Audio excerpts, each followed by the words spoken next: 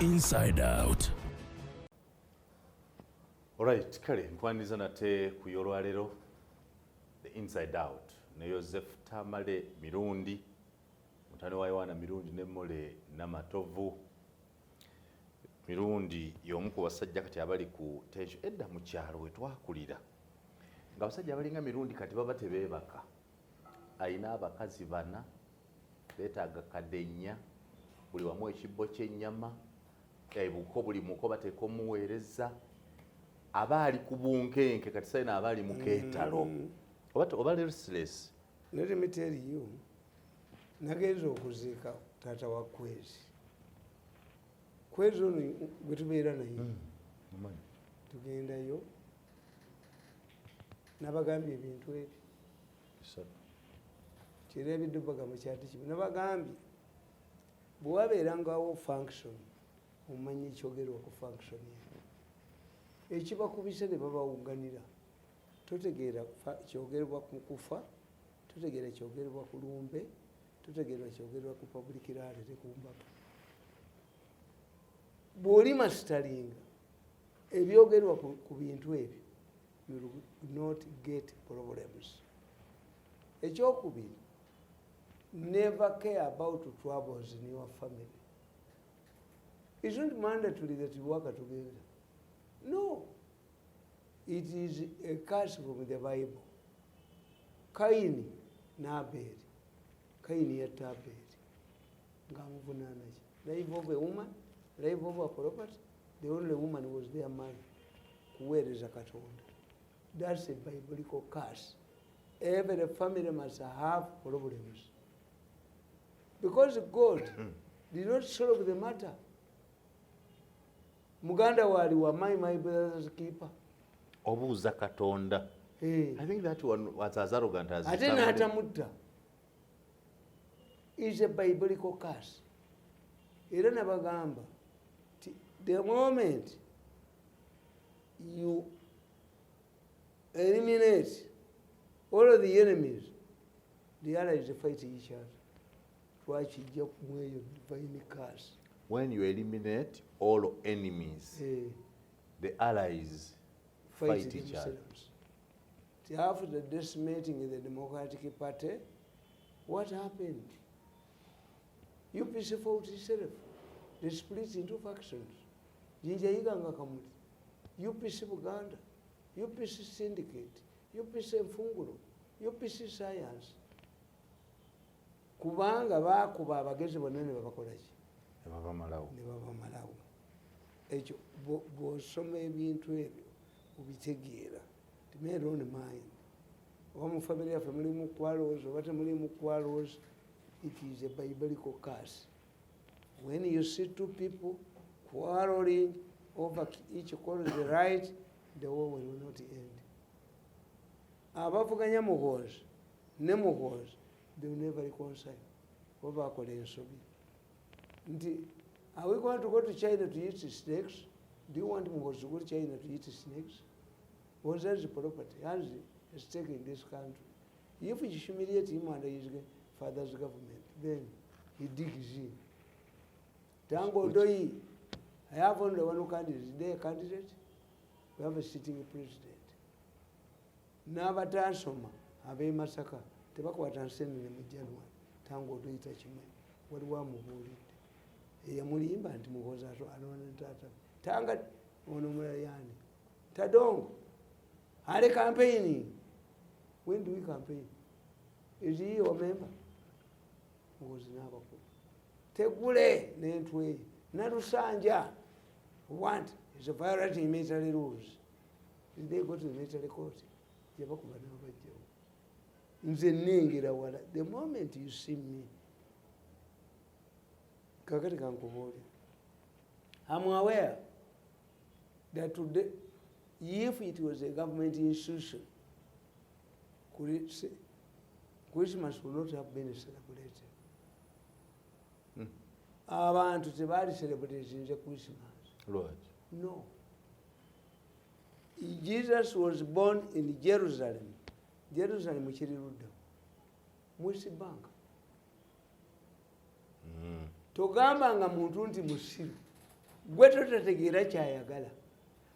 Bahamas bategeera 3 months ahead of Christmas. This is when pilgrimages go to Jerusalem, more sent to get money. Although the Jews are not Christians. Whatever you want to Tel Aviv, No. what with Jerusalem, Tebasoma, both of Christians, never do what to Funamuji. Bahamas in a room. Bahamas in a room. Usually overreacted. Nenga Boba Galakutaj, Christmas, They wanted to kill Christians. Tegenda kubeera yo. In Jerusalem, they have decided a priest is going to conduct prayers in a chapel, no celebrations.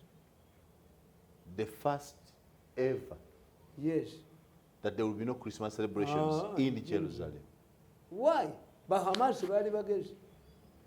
Nkugambye muwanga nkugamba. Before you react, go back, even if you meet your wife in bed with another man. Never react. Prepare for it. Inoculate yourself. It's possible. My wife is again as a woman. Can it be tempted? Yes. I don't want to see it, but I inoculate myself. That you may see it. Yes. Nzize mbasanze mu buliri. Weekusoose. Bugaba makomba nagali yadda. Then I go back, think about it without making a noise. Oyinza okusanga mwesejja nerikuba n'amannyo nerigajjamu. Kubanga omukazi watandikira okwenda kitegeeza gwe yakukyawadde. He prefers the other man. Yes. Kakati ffe tuli very observant. Tibwe bankuba mu State House balowooza ndi mwangu. Tebategeera nti nze sinza bakkiriza kufuga ggwanga ndyagaza muhoozi. And I've shaped the succession process in this country. You have. Yes. You have. Muhoozi mutaddewo. Wetamizamu. Bw'aba ludo. Wetamizamu nayo okola ebituufu. Kali muhoozi. Ekituufu. Because you are the earliest abasobola okuwera ku nsonga ya muhoozi nitubuuza kati ate byatandise byaki. Mwe temwakitegeera kankubuulire. We even wonder why did Museveni not stop you? Mbabazi. Because you were doing an illegal Lwaki thing. emmotoka njirina n'abasirikale? Museveni yabagambye. Go and apologize to this man. Mwamulimbirako ne mumujooga ne mumuwaayiriza. Bwe mumala okuapologizinga mumuwe ne ssente mujje naye aba mujje naye nange muwe zange. When he decides to work with me, I will give him another assignment. If he decides to go home, let him go home. Museveni yabagambye authoritatively ndisirimba muwanga. Museveni yabagambye nti I know him. I know his character.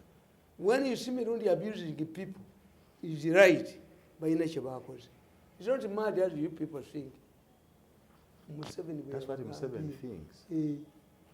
Oyo omusajja character ye. He defends your madness. Takuba muntu gamukubidde bwereere. Ekyokuba mad, you are mad. Olalukira ku muntu naye oba n'ensonga. Kakati kankubuulire. Mbabazi yatuuza tumwebaze. N'amugamba tumwebaze nkubuulirira wano. A professor of psychology yabaga nti me I know that man. I've studied his character. He will never bend an inch. He preferred dignity not money dangling. Tagenda kudda. The professor. And what's his dignity without money? Of psychology. Let me tell you.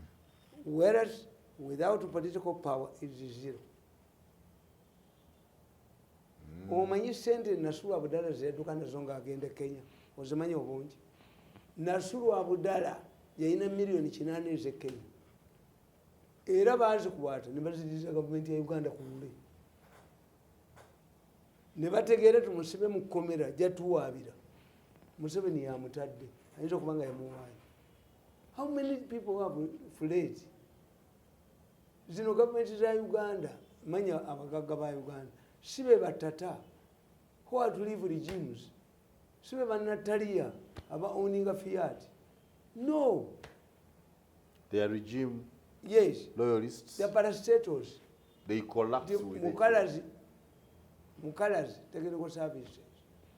yakola kampuni ekola enguudo ngaawimula mu bantu ekyo kiki ekyupa ya bbiya nogiyita ekyobwimu bakuwa esatu taliiwo alina sente luse yayagala okuwamba gavumenti ya Uganda nagula 540 naziwa abaana bafedemu namusanga atudde ku luveera mu Kampala be basajja abaali bamenye okusereka sente mayizi nesimu kodi namba zajja dda ku akawunti z'abantu oyita ejoko yali tabimanyi oyo Joseph Luse Buyikwe Stars n'omusajja mulala ali Mbalala bebateekanga sente ku akawunti yayita ejoko nga ne Mama Simba tamanyi bebagenda ne bazibayo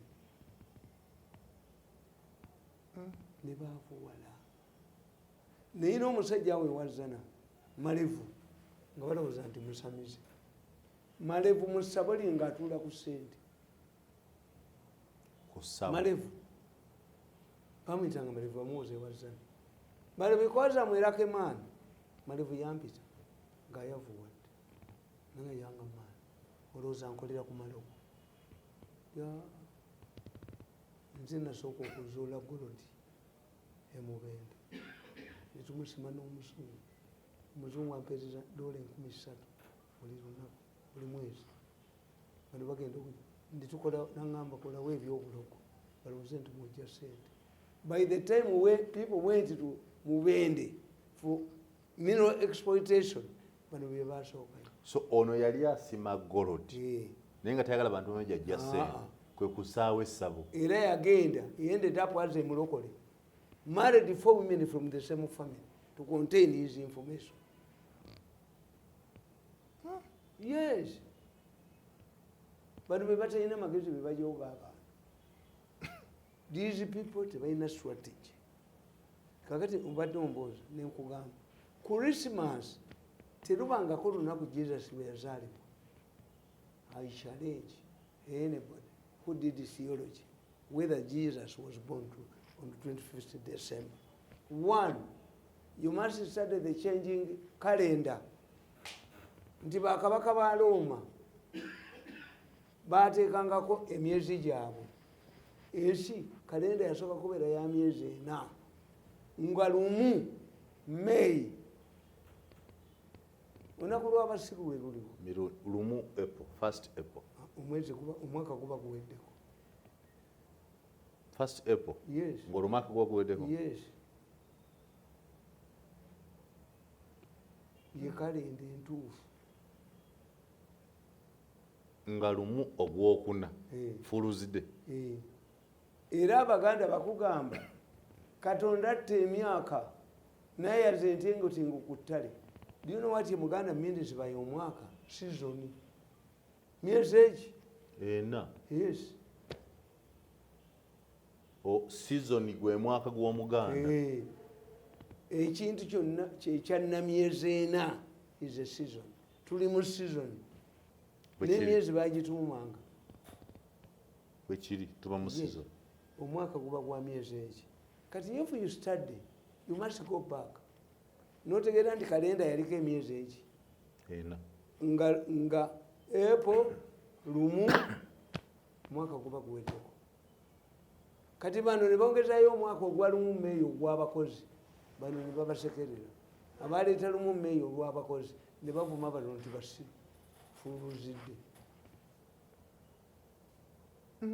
Yes. 1st May, International Labour Day. 1st April, International Fool's Day. Yes. Abo be bakkirira mu sirasi abalaasi. Abalaasi. Anti bakuga descendant wa Jesus yani. Si Saint Peter. Sirasi. Hail Selassie. Beba Rastafarians. Kakati ekyo bw'okivaako you must understand nti olunaku lwa 25 December was a day celebrated by the pagans to celebrate the God of the sun. Find it. Download it.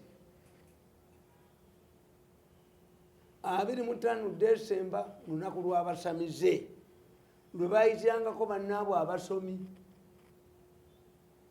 to celebrate their God of the sun. Nga bajjayo emisubbaawa babeeranga mu caves basabe katonda waabwe omusana gwake. 25th December was a paganism day. The paganists used to invite their Christian friends to celebrate the day. Abazungu ne balutegeera, abazungu bagezi ne balukolamu ssente. It occurs in the middle of winter. Christmas carols, Christmas gifts, Christmas trees, Christmas shopping, once Christmas holiday. Abazungu kye batusinga kiri eki, they are commercialized. They see money in everything. Hey, Valentine. Waliwo omusajja ali Masaka ne mukazi we. Musajja naafu. Nga yakwata mukazi we n'ayambala ebyeru. Naye nga Valentino mumanyi. Valentino, obwakabaka bwa Roma bwagaana okugatta abakazi okufumbirwa. Ye ng'agatta abakazi iriigale ne bamutta. Banja ne bamuteeka mu kkomera. Omwana n'amuwandikira ebbaluwa nti gwe Valentine wange. Abazungu buli kintu kyonna bakibalamu ssente. Mother's Day, you sit with your mother, n'omutwalira emmotoka abagagga, n'omutwalira ki? Mama. Tolina duplicate. Mama. Okay. Oli yakugamba oyo mwe yaluyimba babiri toli yamuwa ssente. Yes. So gwe Christmas bwotyo bw'ogimanyi. But as a Catholic now. Anti nkubuulira. As a Catholic and educated Catholic tobimbuulira. Mbimanyi. Nti bali abedda. Look at the old society. Muwanga. If you are honest, abaana bo bakyagala ennyama. Abaana bo bakyalwanira enkoko. No, it is no longer that. Gwe leeta loole y'amatooke ogijembala ogiteeke mu Kampala egenda kusala. Abaana baffe nze waliwo mutabani wange abaana nga baawumudde baagala muceere baagala ŋŋano kusiika capati matooke no tebabyagala era oyo tamala omulaba oyo tamala oyo is very stable agala nnyo ebyobulungi agala nnyo ki for us in my family tamale twamutegeera we don't take him very seriously tumwagala mugezi naye not seriously bwate tafaananga nze ndabye enkola tafaananga gwe faso tufaanagana naye kasaba nga ye memba w'ekibiina ekigatta abavubuka abato abawasa abakadde kati mwongereko tamale basocialites abali basente ng'olaba ne bano babikola kati bano bwe baawulidde nti Museveni abagambye banje bayiseye ti soft sport nadde simugibye esasi ku mutwe tamale nabadde muzi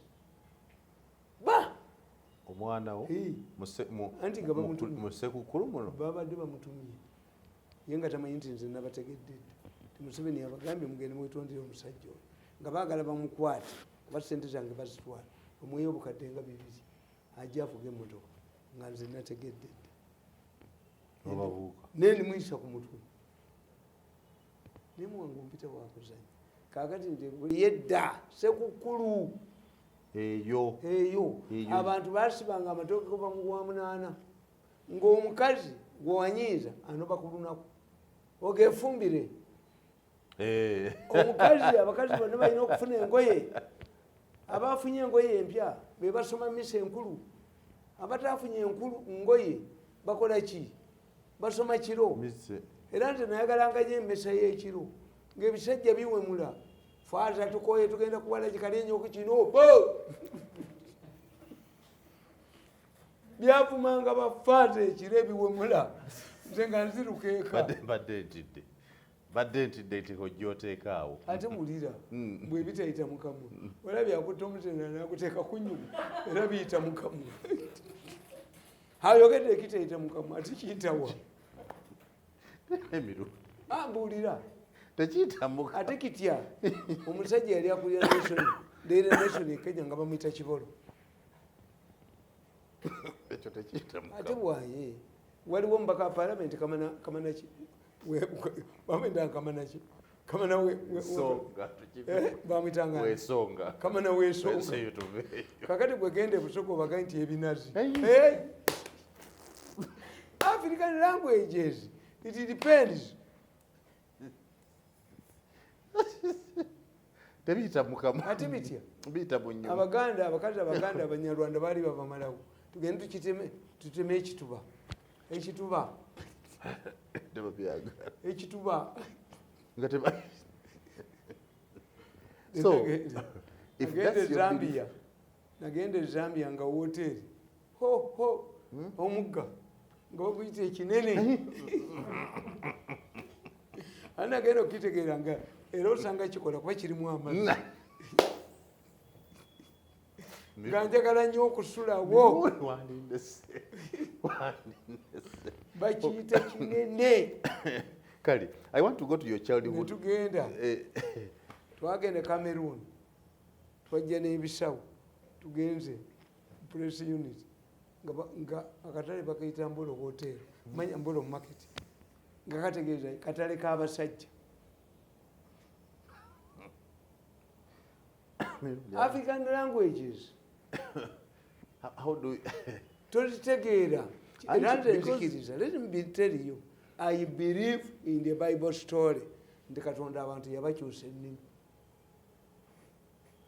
yes kati waliwo oluyimba lwebayagalanga ennyo olwabako eyamuzina basaba Katonda nga kyebaba bayimba Habyarimana omwana wa Katonda emaana waliwo omusajja omusabi w'omupiira bamuyita kusaba omupiira bamuyita niyo omusabi w'omupiira so God created us nze natye Zambia I visited Zambia baali bampadde n'omulimu Zambia okukolerayo ngende mbakolere campaign Lupia banda banzija wano nseruko yandikomendinga omanyi bw'obeera Zambia waliwo bayita banyanja Luganda lwennyini.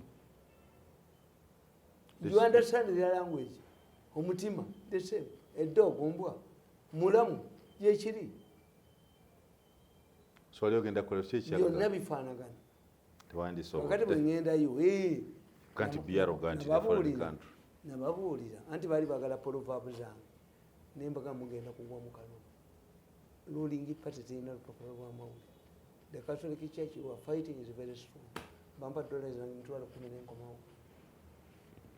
Naye Zambia wansanyi bw'ogenda mu lodge Zambia mu hoteri osangamu abakazi abo bwogobako bw'oba oyina endasi bonna babeeramu. Era nze nagenda e China twagenda e China ne baŋŋamba nti corruption ya wano ya sex musajja n'atutwala ewe ng'alina ddiiru gy'ayagala wa kakati bw'atutwala ewuwe waliwo n'obunyonyi baseka obunyonyi butono bwe buti bulungi nnyo obwennyanja buki nenfumula omwenge kwana China era ng'onywerayo ngenda okutuuka mu hoteri ruumu yange nga mulimu obuwala bubiri enjoy yourself get out wabugoba bugo mbuye corruption yabwe bankwate ku kamera sende musiru ayita okuba eyowaggulu neyawansi twogera amazima sikulaba bw'osobola kugoba mukazi mulungi bukyayina tosobola obulinga obwana obuto tosobola mugoba mirungi nze njagala gabbingwa omuganda afiira ku ddene toli abaganda be bagamba Tereza webbina eddene ne bwetubeera ku mbaga endayira Tereza maama owebbina eddene abaganda baagala obukazi obutono babuyita teziwogola omanye omuganda yeebuuza ti naye baasulanga ku kagundi baasulanga ku kaliba omusajja agandika n'akakazi kano bwe mba panu nga nakedde wakojja kimbo sikoona ku ttaka kakati yo omuganda ayagala babbina ddene musasa afiira ku ddene nenze obwo bukyayina bujapani bukyogo obukazi obutono get out nabugobamu lwakuba butono obukyayina bulinga bwana buto tolabona obusajja obukyayina obuli wano obuyindi bugula malaaya nga buli 10 tebwemala era olumutwala bwonna bumubeerako 10 Africa bad, Africa big. Katonda yatuwa. Nemwe temumusinza na kumwebaza. Mutunda mizikiti, mutunda kanisa. So, to go back to your point. Yes. We are Christmas memories. Umuchere, I liked going to India. I don't know whether this applied to your family. Nga ku Christmas, basoka kutuwa matoke netulia, ne batuwa omupunga. Omupunga. Nga bana bawo omupunga. Nga gunyaka wowo. Yes, ogwa box. Ogwa box. Pure. Feno nga basoka waliwo nokuwa ku mazzi okunywako, amazzi g'omupunga. Yes. Onyweko. I wanted to go to India. The UPC people identified. Aba UPC tebayinga benali. Aba UPC bali cohesive. Obote ngati weza kuba muntu wajoganga nze nanjoga nanyomu nanyalamu. Mu UPC bali cohesive. Nga kiro bicycle zituka ku kyalo. Tebalinga Museveni agabempewo. No. I give you two examples. Obote yaje waffe kalisizo nga zo kuyinajulating ekyuma ky'emmwanyi kye baakuba mu 79 million 95 to tell you that Obote's currency was strong. Ekyuma ky'emmwanyi rehabilitation bano bakibbayo. Abaana beebulinda ku the king ly'abawala be baawa okukola ki okugabula abantu because Obote was mindful of the Catholics. Bebagabula. Obote n'agamba omusista, I invite you and your school to State House. Nga talimba nti atinna kalima atinna lwiso. No. The Bulinda students visited the State House for 4 days. Ate omusista yali abalimu bw'ayagalanga okufuka ng'akuwerekera. She maintained tight grip on the girls. Bali mu State House. Meeting netuula mu question the king. How can this nun take our children, has surrendered our children to Obote's soldiers? Kati bakazi baabwe. Tumugobe. Baba bateesa omugoba. Yajja ne tateesa. Obote gave them 2 Tatars. On the spot.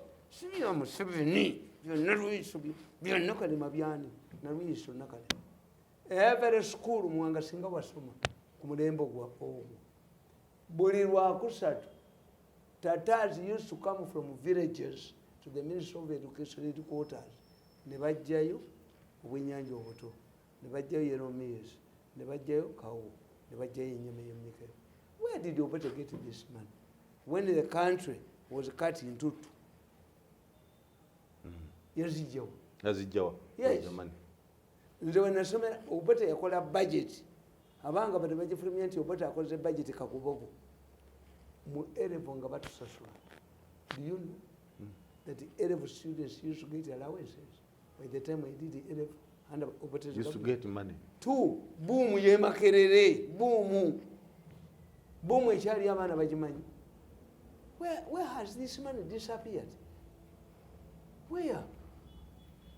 Kakati nti always bwe ngira nti Christmas eyedda nga luba lunaku lukulu nnyo mystified.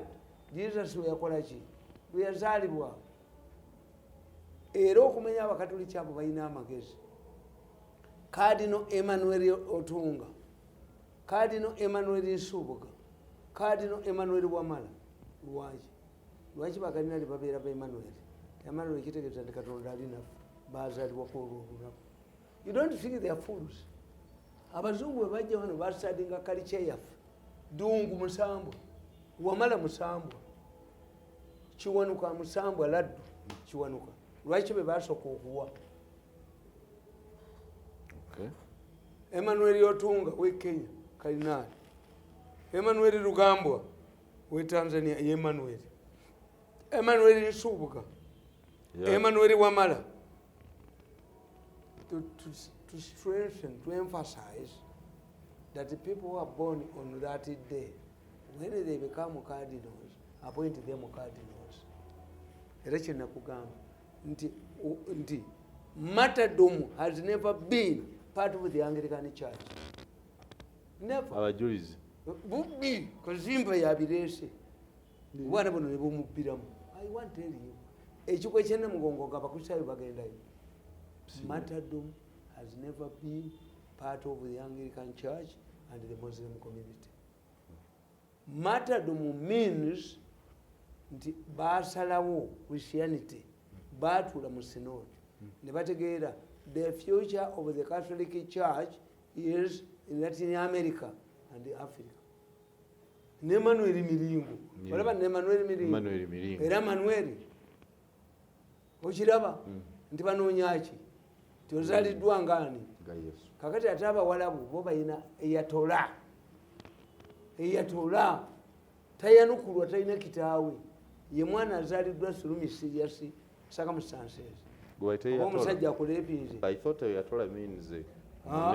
sikolane nti bweyevu sheek n'abakazi baba basheek eyatola kitegeeza tayanukulwa was born like Jesus. Jesus has no father. Kuba Katonda atonda nti kibe ne kiba n'atonda nga Adamu. Kuri Yesu ya mirundi emu. That's why I tell you ti Adamu sinza musinzirako nga judgment ya mukazi omu yaleka wabalala yali wasiza mazike ani yali besimani wa Adamu ani yali metromani wa kawa oyo basiya wamwe wange tomuleetayo omusajja yayogeranga ne Katonda Sulemani ng'alina abakazi mabega 6 oba gwe tulina ndasiyo gwe tuleka abalina endasi gokitwala butaba na ndasi tumanyi kusaba kaboozi abamanyi okusaba kaboozi mutulekera abakazi tetukwata tusaba kaboozi tulina endasi Adamu yaleka bwana when you have a choice. Suleiman 6 ngayogera ne Katonda namugana nawasi nafunyeyo ebbeere ddala waliwo omusunda bbeere yali nyaka tale mu ddakiika omanyi nti abantu bagenda kugonde baba nga baagala okulaba muwala oyo alanga sente n'akalango kafunye alishikiibya wano bwati ne omumanyi mwayogera simulabangako mwana onnamutuukako naye ng'omwetaaga ate abantu bagamba abantu basabye munkole naye mu pulogulamu y'olumuka anti olutya gagade okitegeedde mirundi tuli ku mupunga ogwo bakuwadde amatooke olinda omupunga ani olwo olina jjajjaawo ewaka ewaffe ate nkugambye nti applied everywhere. But today, do you know why Christmas is not important? Today, they have demystified Christmas. Omukazi yalindanga kade n'olugero lwa Christmas n'olwa Pasaka. Omwaka afuna engoye ezi kakati omwana we ng'agraduate ng'afuna ki? Mothers Day afuna ki? Women's Day afuna ki? Ekitegeeza these days are intended to demystify the other one. So mu Christmas ng'omwana omuto kiki kyojjukira ekyasinganga okunyumira? Ani kugambye nti nagendanga mu kyaki ekiro nga abasajja bali mu kyaki musajja yasumagiranga ava kulya mbizi yene n'amagama gabwati nabiwe munafanza ng'agenze mu kyaki kusaba. Tewaliwo omusajja omanyi lwaki sente zerubaga mu kyaki bakusentera ebbanka be bazisolooza batwalanga obutititi buno obusolooza negalira mutoyi n'aziteekamu okuvunjisa ateekamu 10 yajja mu 5 lwanga n'abakwata kati sente zerubaga bazisolooza basentera ebbanka tindabagaye nti ewange bajja okusoma sapule ewange ekabalagala nze sisoma bajja okusomera esapule nabagamba mumusome ndibalengerako muggulu mulizibirayo emmere naye nze ebintu byammwe. So ku Christmas wano emisana bwe bwakyanga sinnamanyi wakula na jjajjaawo wakula na taatawo nakulya mu family y'abagagga kuba kitange nkugambye taata wange yalina bekeeri nga baana balwanira okutwala ku ssomero taata wange yalina bukyanga 10 mu kaliisizo. I grew up in Rekizan. Sikizali humiliation nagendanga naye nga tukusomero ng'abaana abakulu bazitujjako nga omupiira kyenewunyanga ku ssomero mu primary muli ebibiina 7 naye nga omanyi nti bubeera ne ttiimu 7 mu kisaawe naye nga buli omu alaba ogugwe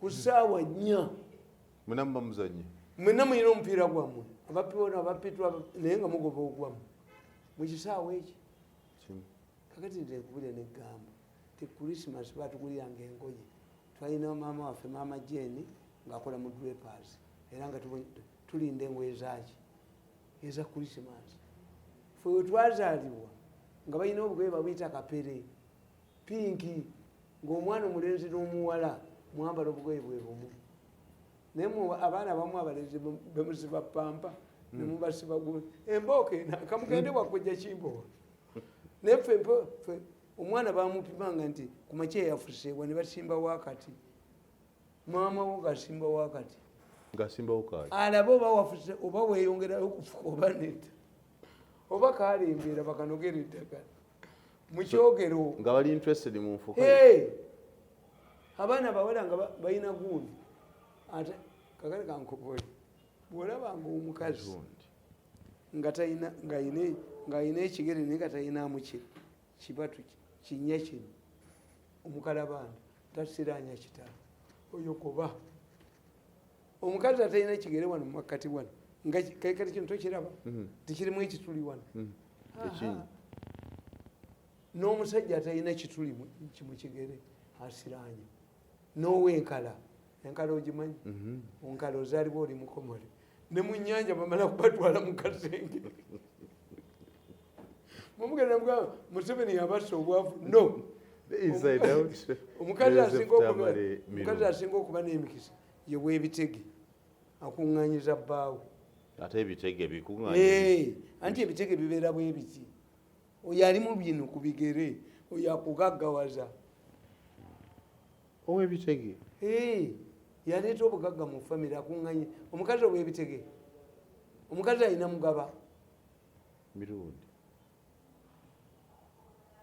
these people you see gwe nkubira negamba nti abantu bali they were businessmen to women nga abaana bwe batafumbirwa kitegeeza mulina omuteeko mu nyumba oba ekitambo ekitambo kyakabinyi ekitambo mukimanyi mbasoga ekitambo mukiina mpulira ekitambo esi sikimanyi ekitambo kiri abafu naye ekitambo kijoozi mukazi we bw'aba ayina ekitambo manyi kyekikola bw'omala okulyako emmereyo kyo nga kisirika nakyo nga kimuwunzika ku buliri bwe ng'otegeerera nti kimuli bize omutwe guba gutunudde eno mu magulu go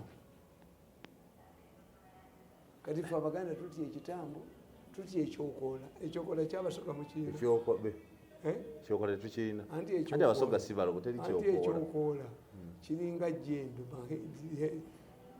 bwekiwulira nga okompuleininga naye emirundi lwaki tansasula sente zange kikunkuna ku lujja wamuwanga nkimye sente za mirundi ng'owulira voice naye nga tulaba muntu ekiteega mukiina abasoga ekiteega ebyo byonna tetubiina anti fe abaganda obulogo bwammwe ekiteega kiri ku balundi omukazi omulundi ayina ekiteega ayogera mu nnyindo bwati anti abalundi taaba bamuteeka muno walabe kaali tomulaba kaali ate omuteeka mukamwa nali mumwanyi kaali bamunywanga oyo kaali kakati ffe mu baganda kyobalaba ffe abaganda tetuwakula ntalo tumanyedde okubala abaana mbakubye naye mbakubira ddala so therefore what I'm telling you about Christmas Christmas was intended to mystify Jesus' day omununuzi atuuse nga lwasanyu leero omwana azaaliddwa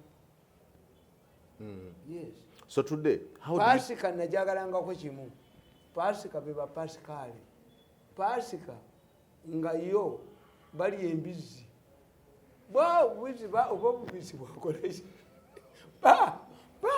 bubizi ku lwokusanu lwabanga lwakulya mbizi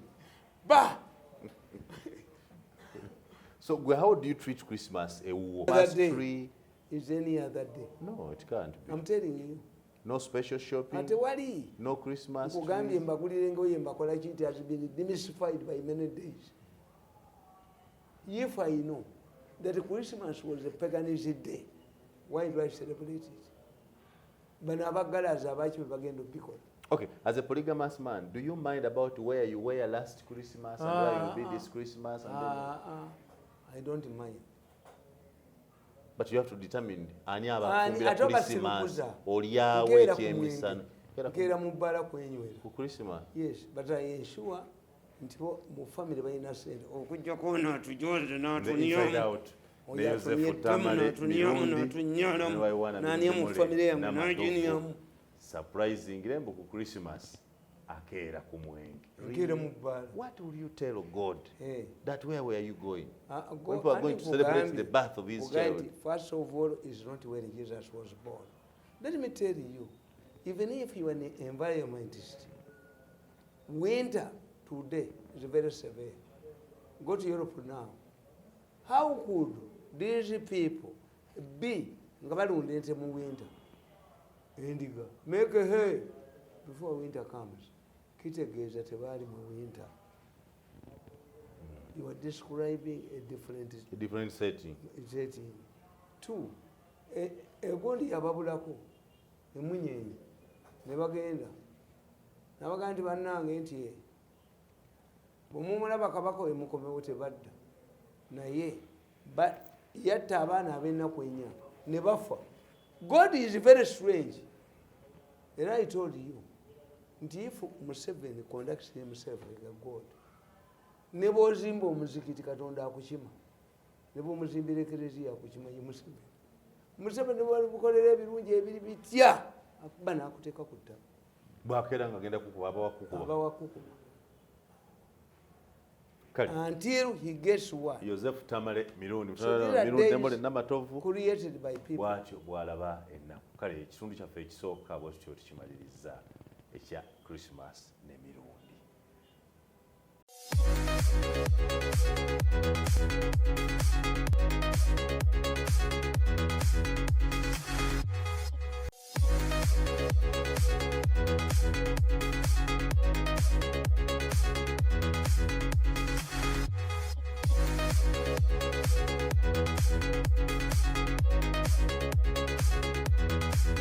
This is Inside Out.